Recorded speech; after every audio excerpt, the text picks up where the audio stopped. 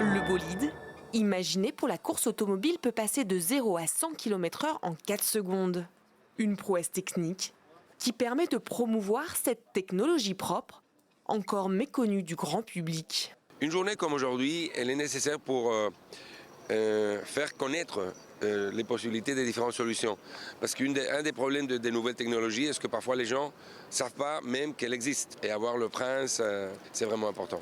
Après une courte formation, c'est le moment pour le prince d'emprunter une partie du fameux parcours du Grand Prix, direction l'hôtel de l'Ermitage à Monte-Carlo. C'est des belles sensations en fait. C'est vrai que c'est un véhicule très large, très imposant, très lourd, mais on ne le sent pas.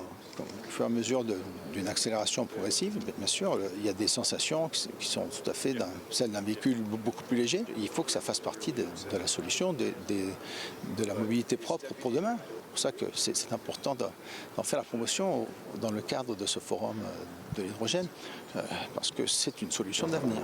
Les étoiles de l'athlétisme ont défilé hier soir sur la scène du théâtre Princesse Grace. Une soirée qui vient clore une année olympique chargée en titres et en émotions. Jaroslava Marušić, championne olympique et détentrice du record du monde de saut en hauteur, ne pouvait pas rêver mieux pour conclure une année où rien ne lui aura résisté. When I was a child, I cannot imagine that I will be here.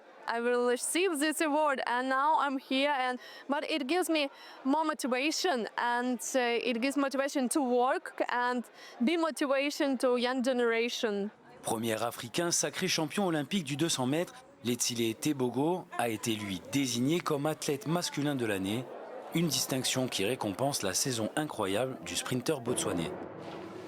La principauté s'engage pour la qualité de vie des personnes en situation de handicap. En présence du souverain, cette première journée à Monaco tenait à sensibiliser le public aux défis relevés au quotidien et le travail est encore long. Il y a énormément de choses à faire, mais après, je pense qu'au quotidien, chacun peut œuvrer petit à petit pour favoriser le mieux-être et le vivre ensemble. Des tables rondes, mais aussi de la pratique, avec différents ateliers qui confrontaient le public aux obstacles rencontrés en fauteuil roulant. Certains, comme le ministre d'État, se sont prêtés au jeu.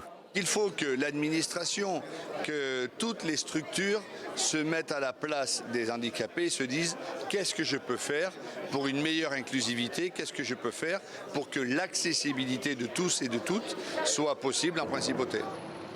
120 appartements et 10 villas surgissent de la mer. C'est un quartier entier qui transforme le visage de Monaco. Mareterra ouvre ses portes avec 6 mois d'avance. C'est l'ingéniosité des équipes techniques de Mareterra et en même temps notre capacité à leur dire à certains moments oui, à ce prix-là et dans ces conditions-là, non, pas comme ça. Si on a réussi à le faire, c'est parce qu'en fait on a réussi à se mettre tous ensemble autour d'une table avec cet objectif de vouloir bien faire. En accord avec une préoccupation environnementale, il inclut également la création de divers commerces et restaurants. Un véritable atout pour la principauté. C'est un jour historique pour la principauté.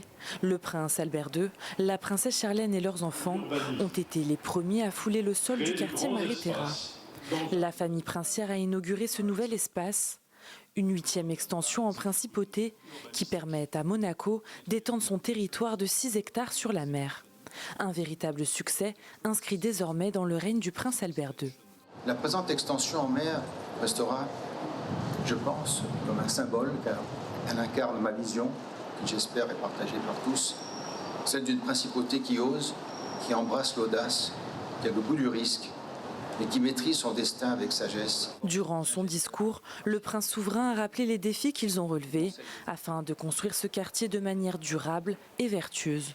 Un urbanisme pleinement en harmonie avec la nature, afin de réussir une alliance subtile entre la terre et la mer. C'est le jour J pour les monégasques et résidents de la principauté. Le nouveau quartier Mareterra est désormais accessible à tous. L'occasion de venir découvrir ce complexe unique de 6 hectares bâti sur la mer. De quoi en mettre plein la vue.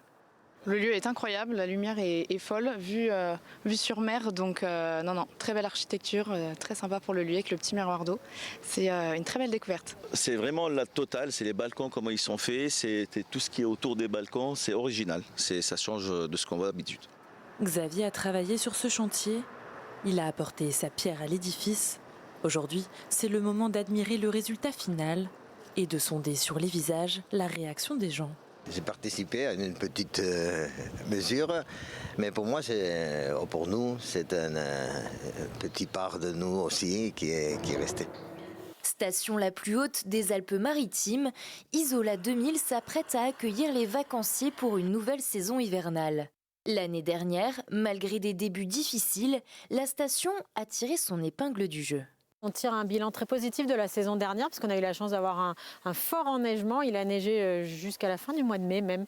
Mais on a fermé mi-avril l'année dernière le domaine et on a eu un cumul de quasiment 7 mètres de neige l'hiver dernier. Cette année, les réservations sont déjà encourageantes. Mais pour lancer la saison, il faut de la neige. Cette année, on n'a pas encore la neige suffisante pour ouvrir tout le domaine, mais on va quand même réussir à ouvrir en temps et en heure sur une partie du domaine. Alors, pour séduire les visiteurs, Isola 2000 n'hésite pas à diversifier son offre avec des activités pour toute la famille. Une démarche qui lui a valu le label Family Plus.